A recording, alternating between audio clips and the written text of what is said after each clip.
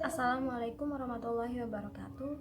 Perkenalkan, nama saya Rifda Udiatul Hasanah dengan NIM 19142091 dari jurusan Perbankan Syariah kelas S semester 3.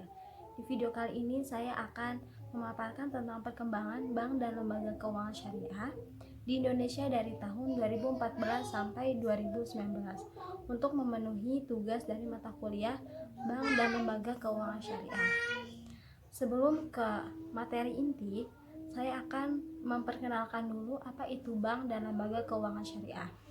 Bank secara umum dapat dikatakan sebagai perantara antara sektor rumah tangga dengan sektor industri dalam penyimpanan dana. Jadi dana yang dikumpulkan di sektor rumah tangga nantinya akan disalurkan kepada sektor industri dalam bentuk kredit ataupun investasi.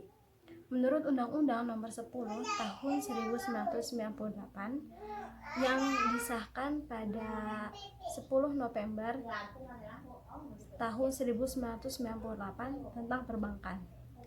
Bank adalah lembaga usaha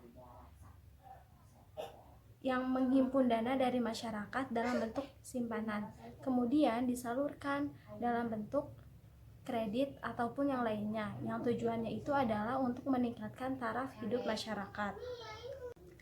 Yang kedua adalah lembaga keuangan syariah. Lembaga keuangan syariah atau Syariah Financial Institution adalah lembaga keuangan atau institusi yang kekayaannya itu berupa aset-aset keuangan atau financial asset dan non-financial asset, yaitu aset real, yang tentunya semuanya itu berlandaskan kepada konsep syariah Islam. Nah, lembaga keuangan ini tuh mempunyai beberapa manfaat dan juga fungsi. Yang pertama adalah melancarkan pertukaran produk. Produk yang digunakan di sini itu dapat berbentuk barang ataupun jasa yang nantinya digunakan untuk instrumen kredit. Kemudian yang kedua adalah menghimpun dana-dana dari sektor rumah tangga dalam bentuk tabungan, kemudian disalurkan kepada sektor industri dalam bentuk kredit ataupun investasi. Yang ketiga adalah memberikan analisa dan informasi ekonomi. Yang keempat, informasi dan analisa ekonomi yang tadi itu sangat berguna bagi keselamatan dana, jaminan dana yang disalurkan kepada nasabah. Kemudian yang kelima adalah memberikan jaminan, dalam artian bahwa lembaga keuangan mampu memberikan jaminan hukum dan moral mengenai keamanan dana masyarakat yang dipercaya kepada lembaga keuangan tersebut. Kemudian yang keenam adalah memberikan dan menciptakan likuiditas. Yang terakhir itu adalah perkembangan bank dan lembaga keuangan di Indonesia tahun 2014 sampai tahun 2019. Return on Asset atau biasa disebut sebagai ROA dapat digunakan untuk mengukur efektivitas manajemen dalam mengelola besaran laba yang diperoleh oleh bank. ROA ini tuh digunakan untuk mengetahui kemampuan bank dalam mengelola aset untuk menghasilkan laba secara maksimal. Nah, berikut ini adalah perkembangan dari ROA pada bank dan lembaga keuangan syariah dari tahun 2014 sampai tahun 2019. Pada tahun 2014, ROA itu mengalami penurunan hingga mencapai 0,8%. Nah, penurunan itu terjadi karena pembiayaan besaran pada tahun yang sama. Kemudian di tahun 2015 mengalami peningkatan sebesar 2,2%. Nah, seiring berjalannya waktu, di tahun 2016 mengalami peningkatan lagi menjadi 2,27%. Kemudian pada tahun 2017 ROA mengalami titik tertinggi yaitu pada bulan Maret sekitar 1,12%.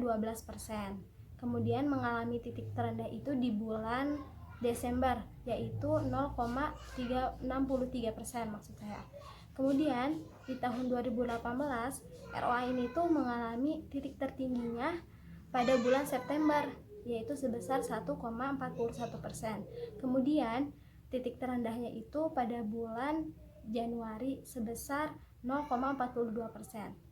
Nah, di tahun terakhir yaitu tahun 2019, ROA ini tuh mengalami titik tertingginya pada bulan Desember sebesar 1,72%. Kemudian mengalami titik terendah pada bulan Februari sebesar 1,32%. Apa sih yang menyebabkan naik dan turunnya ROA ini? Naik dan turunnya ROA ini tuh disebabkan oleh laba penjualan yang tidak stabil, kemudian disusul oleh penurunan pada perputaran aktifanya. Nah, nilai ROA yang turun itu menandakan bahwa kemampuan bank masih rendah dalam menggunakan aset dan tidak memberikan pengendalian yang tinggi, sehingga tidak mendukung bank untuk menghasilkan keuntungan yang maksimal. Demikianlah pemaparan dari saya. Mohon maaf apabila terdapat kesalahan. Ambil yang baiknya dan buang yang buruknya. Kurang lebihnya mohon maaf. Wabillahi taufiq wal hidayah. Wassalamualaikum warahmatullahi wabarakatuh.